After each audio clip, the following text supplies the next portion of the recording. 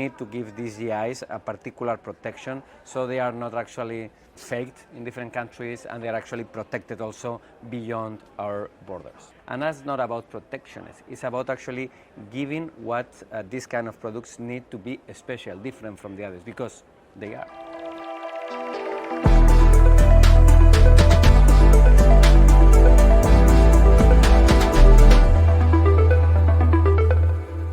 Mr. Vázquez, thanks for making the time to be with us and talk about what Parliament has been doing for geographical indications.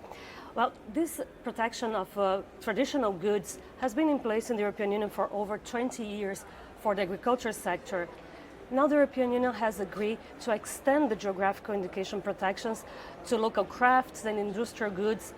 This work has been led by your committee, the Legal Affairs Committee in the Parliament. Could you give us a few examples of products that could be covered from now on? Well, the GIs when it comes to agricultural goods has been one of those success stories of our union. I even put it to the similar level to like an Erasmus, because we have managed to put local products in a really good position in the market.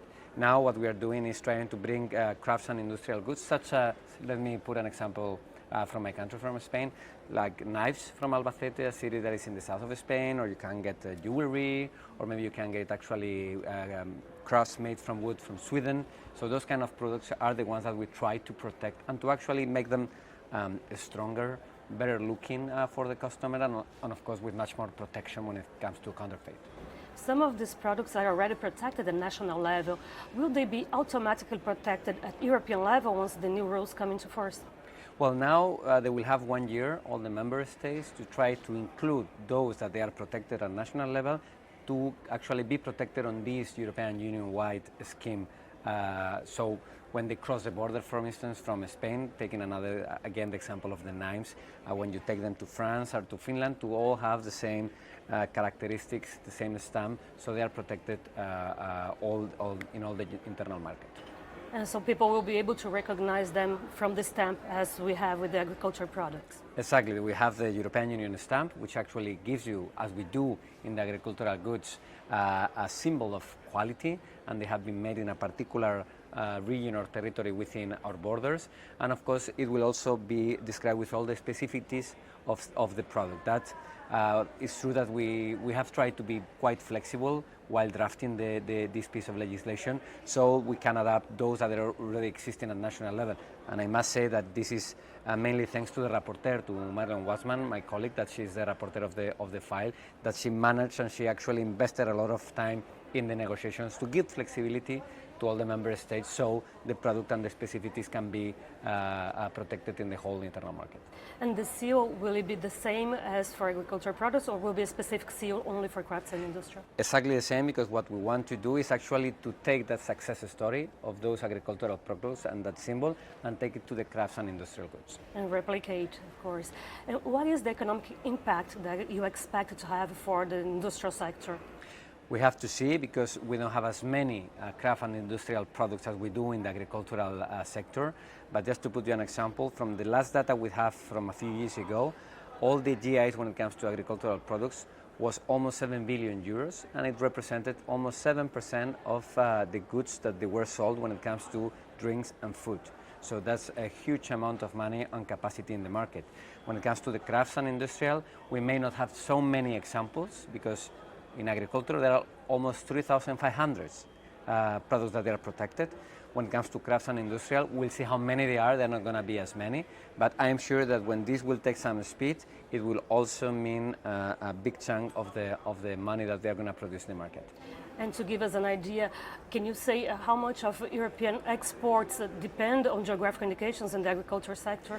When it comes to GI products, it's true that it's always problematic when you include them in international trade agreements, because this sometimes is not easy to explain to someone in a different country that they have to actually respect the particularities of a product. So they're going to be important, but if we take examples like in Mexico, they are selling some agricultural goods with the same name of a different agricultural good in Spain.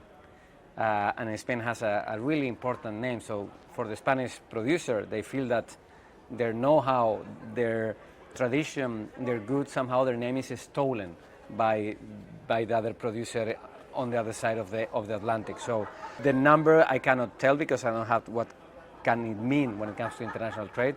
But what is true is that we need to give these GIs a particular protection so they are not actually faked in different countries and they are actually protected also beyond our borders. This was actually a main sticking point in the negotiations, the trade agreement with Mexico, and some other countries also accuse the European Union of using these geographical indications as a sort of protectionism, disguised protectionism. What do you respond to that? If you want to sell champagne, for instance, you cannot just use that name if you are going to produce it in Kansas, in the United States. You can call it whatever you want, but just don't take that because what it means that you are going to mislead the consumer. The consumer wants to buy champagne because it has a particular specificities and a know-how from many years that it makes that product special. That's the GI goal. And it's going to be the same for industrial and crafts products. If they are special and they are done, developed, produced in a particular region with a know-how from many, many years, we have to protect that. And that's not about protectionism. It's about actually giving what these kind of products need to be special, different from the others, because they are. So, yeah, Parliament has said that it's about also protecting European culture and traditional know-how. Absolutely. I'm not going to put examples from third countries, but if they produce something in a third country in the other side of the Atlantic as well, and it's something that is particular to, let's take Tabasco as an example. If someone started producing a pepper sauce or a spicy sauce in Madrid and it started using Tabasco, I guess that the Tabasco producers who have been developed their own recipe for almost 100 years, they won't be happy because they think they have something special. This is the same. It's not about protecting a product, but a particular product that is developed, produced with a particular way of doing things, know-how, years of tradition, particular territory. So I think it's something that is being widely proved that is a success, and is what we have to actually push for those also special craft and industrial products that they are produced in almost every country of the European Union. Do you think that the protection of geographical indications could also help to boost tourism and perhaps revitalize some European regions that have been prone to exodus? Maybe not that much, but it's certainly going to help to prevent it. Where I'm from is a really small region in the center of Galicia, which is very well known because we have more cows than people. So it's a cow region. So milk is one of the main products. And in that particular region, they are now producing a particular cheese that when it got the GI protection, actually made the farm to be bigger, to produce more milk, and to actually create more economy, wealth, employment, everything. And it's also true that now you can see people that when they come, they want to go to see the farm where they produce the cheese, because now it's become well known in the whole region, so the people go and they want to see. It's the same. Who hasn't been doing enotourism in the last 10 years? Who hasn't been in a winery trying to try wine and see how they produce it and visiting the landscape and the grapes and see how they produce the wine? Of course it brings tourism, because when you actually put in value something that is special, you bring people over. And at the same time, you create wealth, you create employment, and probably only with this we will not be able to prevent these rural areas from becoming with no people, but indeed it's going to help to prevent it in the upcoming years. And not only that, if I may finish, you are also transmitting know-how. I'm going to take this example of the cheese factory again. I know that the children of the owners, now they want to continue with the business because it's become a successful business. They are doing something that their family has been doing for decades, and now they're proud of it and they want to stay in their hometown, although it's a small village. Why? Because they have something to actually live on, to produce, and something they're proud. So it's going to definitely help. Is it right to assume that these new rules will benefit mostly small business and family business?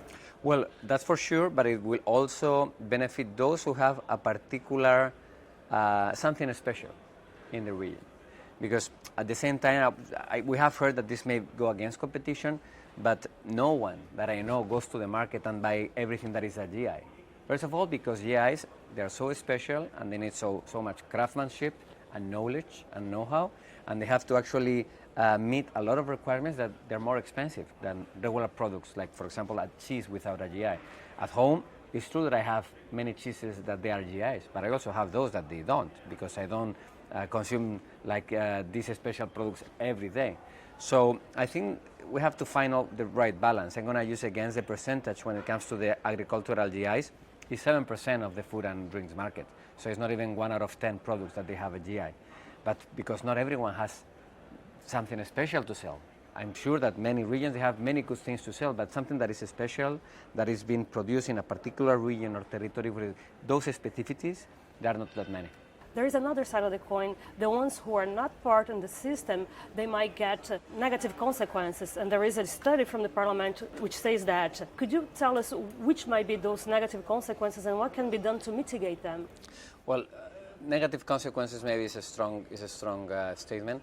What I would say that is true that if you have in the same region 2 different products that one actually managed to get a geographical indication stamp and the other one doesn't, it is true that the first one is going to have a better marketplace. Why? Because if you are looking for something that is somehow particular or more special, the GI is a stamp of quality that you know that you are going to get the value of what you're paying for.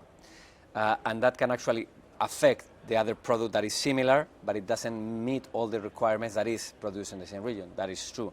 But at the same time, producing one that actually requires more requirements to get the stamp is also more expensive usually. So I would say that more than a negative impact, I think is that differentiation in market placement, I think is fair if you have to meet all those requirements. But at the same time, it's true that those who actually don't meet them, we have to motivate them on somehow, because if at the end, when it comes to selling and buying, if you want to compete with something with a stamp, you can actually try to get the stamp for yourself. And when we talk about geographical indications on our social media, some people are also critical of it, especially because of the price of the products. And they say that the European Union should instead focus on offering affordable quality products to everyone. So my question is, do geographical indications bring benefits also for consumers? Absolutely, yes. Not only here, but even beyond our borders.